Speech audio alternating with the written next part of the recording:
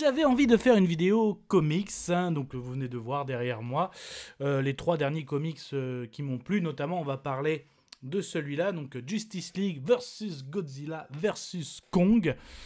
Donc un peu habituel, on va dire en 3 parties, le synopsis, de quoi ça parle, ce que je retiens, ce que j'ai aimé, moins aimé, sans spoiler, et une petite conclusion. Générique. Soit on meurt en héros, soit on vit assez longtemps pour se voir endosser la peau du méchant. Pour ce genre de choses, il existe des hommes comme moi. Il t'arrive de saigner. Vous pouvez respirer, vous pouvez cligner des yeux, vous pouvez pleurer. Ah, m'a ramené le conduit, celle-là. Maintenant que j'ai votre attention, accroche-toi, petit. Donc, comme dit dans l'intro, voilà l'affiche en gros. Donc, Justice League versus Godzilla versus Kong. Donc, comics sorti en ce mois d'août 2024. Et c'est vrai que mes derniers comics, j'avais beaucoup aimé, notamment celui qui est derrière moi. Donc, aussi bien le premier volet que le deuxième volet. Donc, Dark Knight of Steel. Hein, donc, DC sous l'ère médiévale avec plusieurs territoires. Et je trouvais que l'ADN des personnages d'ici était à la fois respecté et que le fait d'avoir une sorte de guerre de territoire sous un air d'ici médiéval, ça marchait plutôt bien, même s'il y avait des petites facilités scénaristiques. Et l'arc aussi des SAD, donc l'univers zombie, donc en plus avec une sorte comment on devient des zombies par rapport aussi à des ordinateurs, visionnage des écrans. Donc pareil, j'ai beaucoup aimé les premiers volets, le dernier, même si sa conclusion un peu moins, mais j'avais quand même apprécié cet arc. Et donc là, pour ça, c'est 3 types de comics. Mais je vais vraiment me concentrer sur Justice League versus Godzilla versus Kong. Donc de quoi ça parle? Donc en gros, ça commence avec Clark et Lois qui partagent un petit dîner au Daily Planet. Et là, Clark fait carrément sa déclaration de mariage. Mais ils y sont perturbés parce qu'il y a un gros kaiju qui surgit à Metropolis. Et nous, spectateurs, tellement habitués de faire des vidéos à vie, vidéos sur les séries, les films, là, comics, et nous, on va dire lecteurs, on reconnaît très vite que c'est Godzilla. Donc voilà, la Justice League va devoir faire face à plusieurs kaiju. Godzilla n'est pas le seul kaiju présent, mais le pourquoi du comment, du coup, on va remonter le temps pour comprendre ça. Du coup, qu'est-ce que je retiens? Qu'est-ce que j'ai aimé? Qu'est-ce que j'ai moins aimé? Avant qu'on commence, quelqu'un veut peut-être sortir? Attention. Kaiju de catégorie 3. Faut que je vois ça. Là, ça rigole plus. Alors je tiens à le dire quand même, ce sera full spoiler, enfin assez libre, je vais pas trop aller dans le détail, mais c'est pour ça que je voulais vous partager. Déjà, je peux vous dire que... Hop, ne tombe pas toi, hein. Jeune chevalier, je vais prendre au hasard, voilà, l'image est vraiment très très belle, les dessins sont très beaux, donc moi j'aime beaucoup, hein. Donc j'ai parlé justement du début, hein, donc à la fois que Clark et Lois, voilà, déclaration de mariage, apparition de Godzilla, donc franchement non, c'est vraiment très très beau, là-dessus il y a vraiment rien à dire, c'est magnifique, je l'ai savouré on va dire un petit après-midi sympa, vraiment ça faisait vraiment très plaisir aux yeux, voilà. Après, d'un point de vue du scénario, il est assez simple, hein, voilà, les kaiju débarquent, on va dire les kaiju de l'univers qu'on connaît, Godzilla, Kong et d'autres kaiju débarquent dans l'univers d'ici, va falloir faire face à ça, mais l'ADN, on va dire, des deux univers est bien respecté, donc là c'est assez cool. Donc justement, si on remonte un petit peu le temps, mais comment ce Godzilla et les autres kaiju ont débarqué, toujours les fameux ennemis de la Justice League, donc menés par Lex Luthor, Legion of the Doom. Et donc là, en gros, Lex a un moyen justement pour lutter contre la Justice League. Il arrive même à se rendre à la forteresse de solitude de Superman.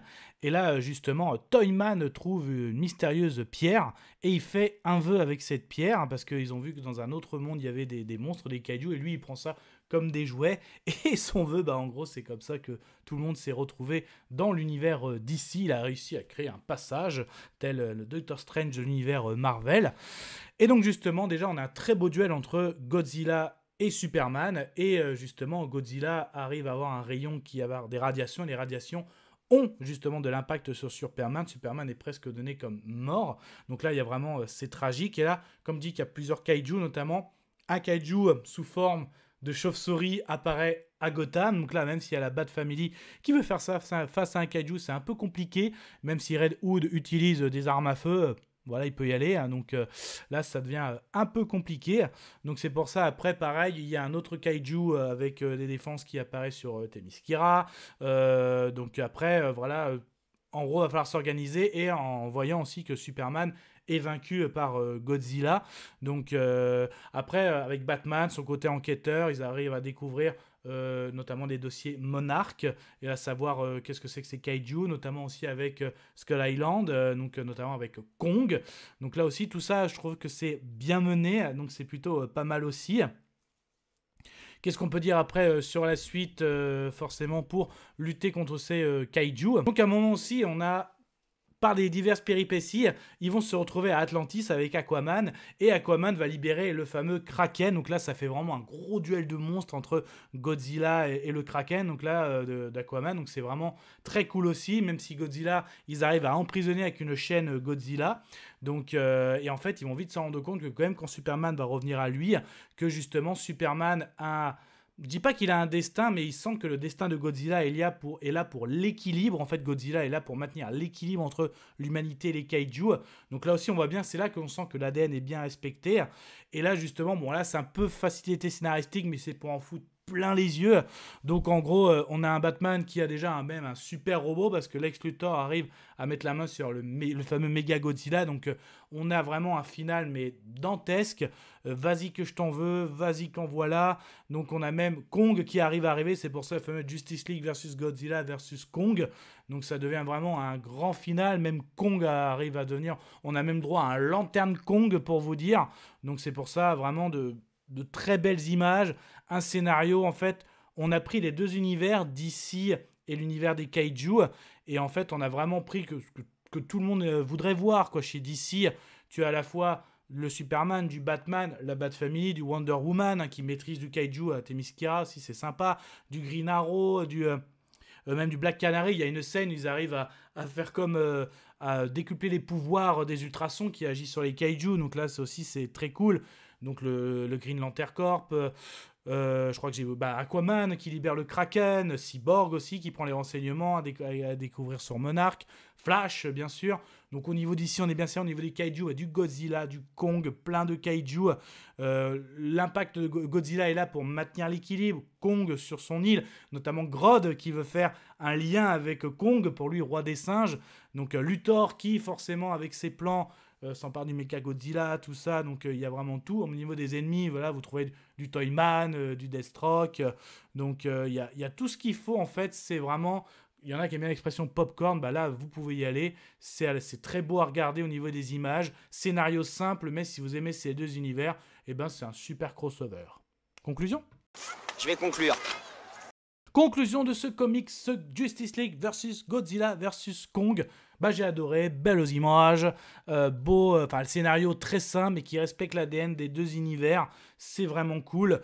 Et franchement, quand je vois ces trois-là, j'aimerais beaucoup que ces versions soient... J'adore l'animation en fait, hein, voilà, vous l'avez peut-être vu sur la chaîne, mais un bon animé Justice League versus Godzilla versus Kong, un univers animé de Dark Knight of Steel, un univers médiéval, et même un univers zombie aussi d'ici.